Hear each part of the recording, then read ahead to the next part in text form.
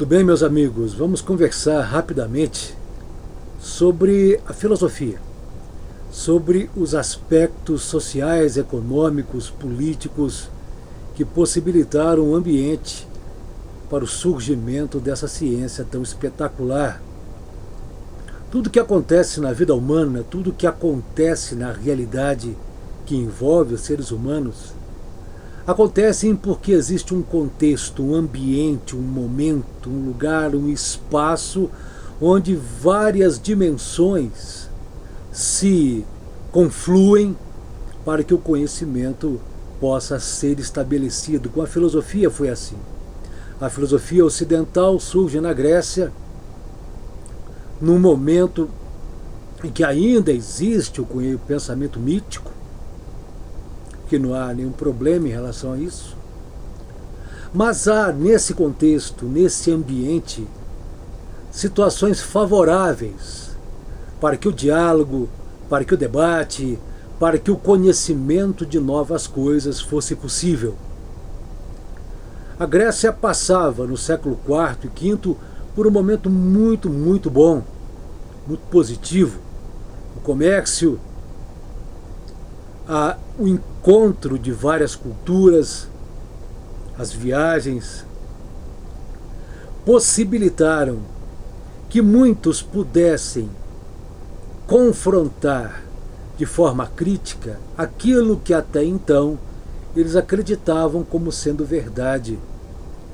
Houve praticamente um desmantelamento lento, mas muito bem construído, de mitos, lendas, superstições, ideias, hábitos, que até então se tornaram muito importantes, mas que daqueles momentos, ou daquele momento em diante, passa a não ter mais sentido. Os gregos que incursionavam, que saíam pelo mundo, eles passaram a ver o mundo de outra forma. Passaram a ter uma nova cosmovisão, uma nova visão de mundo. Isso possibilitou essas rotas comerciais, esses encontros, a própria guerra. Muitos filósofos, eles partiram juntos com guerreiros. Sócrates era um herói de guerra ateniense. Então notem que há um intercâmbio muito maior nesse momento. Então há um acréscimo de conhecimento, há a conquista de novas ideias, há, na verdade, uma luz que torna possível uma nova visão da realidade. Então a filosofia surge nesse contexto, nesse momento. As viagens marítimas comerciais, as guerras, o crescimento das cidades, o urbanismo passa a ser algo diferente, há um crescimento nas cidades-estado grega. Atenas passa a ser um centro de diálogo, de debate. Surge a ágora. A ágora é a praça, o lugar onde as pessoas se encontram para discutir as coisas, para debater as coisas. A democracia ateniense surge porque há um ambiente político muito propício para o debate. A filosofia ela cresce nesse ambiente da democracia grega, porque a filosofia ela necessita do debate, ela necessita do diálogo, ela necessita do confrontamento de ideias. Então o ágora, lugar onde se pode discutir, se pode confrontar, se pode dialogar, ele é fundamental. E para que isso fosse possível, era fundamental também que houvesse já uma linguagem muito bem estruturada, como já vi. Então, estamos diante de várias situações, várias manifestações, várias dimensões que possibilitam o surgimento da filosofia. Olha, pessoal, o contexto é fundamental, porque em lugares de muita miséria, de muita pobreza, muito mal desenvolvido, onde a ignorância ela graça, é muito difícil você ter condições de elaborar conceitos filosóficos, ou de elaborar um pensamento crítico, reflexivo profundo, ou até de ter condições de um conhecimento mais abrangente. Os povos mais primitivos, a grande maioria deles, tinham os pés muito calcados nos mitos, nas lendas, na influência decisiva de deuses do bem, deuses do mal. Então é fundamental que para o surgimento da filosofia, um contexto onde o diálogo, onde o debate, onde a busca do conhecimento fosse possível. E a Grécia era esse lugar. Era ali que existiam as condições fundamentais, condições econômicas, condições políticas, condições sociais para o surgimento da filosofia. Aristóteles, pensador ateniense, considerado um dos grandes pensadores gregos, ele tinha uma visão muito preconceituosa. Ele dizia que ele defendia a escravidão porque ele achava que para os cidadãos gregos conseguirem crescer na sua busca da sabedoria, era necessário que outros fizessem por eles o trabalho braçal.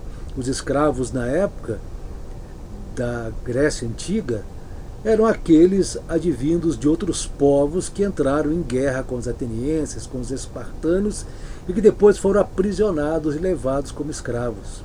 Muitos escravos que vinham de outros lugares eram excelentes pensadores, eram excelentes matemáticos, agrimensores, geômetras, e isso de uma maneira ou de outra ajuda muito ao crescimento do pensamento grego. Contudo, Aristóteles defendia a escravidão porque ele achava que o cidadão grego só deveria se dedicar à filosofia e ao conhecimento das coisas.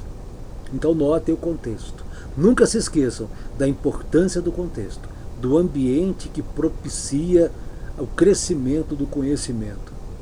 Em lugares onde o autoritarismo é muito forte, onde há uma mão pesada dos governos, é muito comum que esses governos persigam o conhecimento, persigam a filosofia, persigam as ciências humanas, porque essas ciências possibilitam o pensar, possibilitam o questionar. Então é muito importante que nós tenhamos sempre, principalmente hoje, um país, uma sociedade que tenha como foco a liberdade do conhecimento, a valorização do pensar, a valorização do pensamento crítico. Então, pessoal, notem que há um contexto, há um ambiente, um espaço que possibilita o surgimento de uma ciência que leva os seres humanos a buscar o conhecimento pela razão. O termo filosofia vem do grego philos, filia, que é amizade, que é amor, e sophos, sofia, conhecimento, amor ao conhecimento, amante do conhecimento. Diz a lenda que Pitágoras, um pensador grego, considerado um dos maiores pensadores da época, foi consultado, inquirido por um de seus alunos, de seus discípulos, e esse discípulo perguntou: Pitágoras, és um sábio? És o verdadeiro sábio da Grécia? E Pitágoras, de maneira assim, acredito eu, com um sorriso irônico no rosto, disse para o discípulo: não, meu amigo, eu não sou um sábio, eu sou um amante da sabedoria, eu sou um amigo da sabedoria, eu sou um buscador da sabedoria, eu sou um filósofo. Filósofo é isso, um amigo, um amante da sabedoria, um amante do conhecimento. Aquele que possui a humildade de saber que quanto mais nós conhecemos, mais temos a consciência de que nada sabemos. É o princípio socrático do sei que nada sei. Bom, nesse contexto todo, é importante entender que a filosofia ela surge com um novo olhar sobre as coisas. O olhar filosófico é um olhar de admiração, é um olhar de encantamento com o mundo. E é um olhar que busca a distância necessária para analisar a realidade sem nenhum tipo de parcialidade.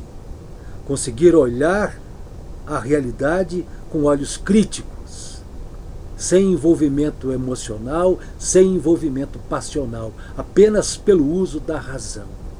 A filosofia busca e ela desvenda a luminosidade do todo, ou seja, que a realidade possui luz própria, que as coisas possuem sua realidade em particular, que deve ser conhecida pela filosofia a partir da razão e a partir da isenção, sem nenhum envolvimento passional, sem nenhum dizer eu acredito porque é, não, porque é porque as coisas são.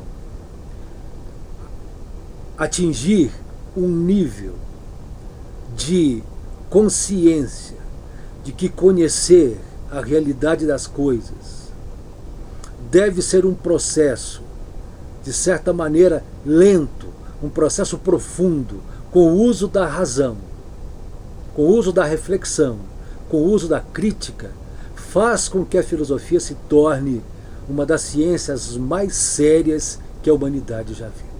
A busca do conhecimento pela razão. Isso é a filosofia. O olhar filosófico é o olhar de admiração, de encantamento e de respeito pela realidade. E de respeito pelo ser humano inserido nessa realidade e que tem o direito de conhecer a verdade das coisas, não a verdade trazida pela passionalidade, pela crença cega, não, a verdade conquistada pela razão. A verdade conquistada pelo uso absoluto da razão, da reflexão, da lógica e da crítica. Isso é a filosofia. Um grande abraço, meus amigos.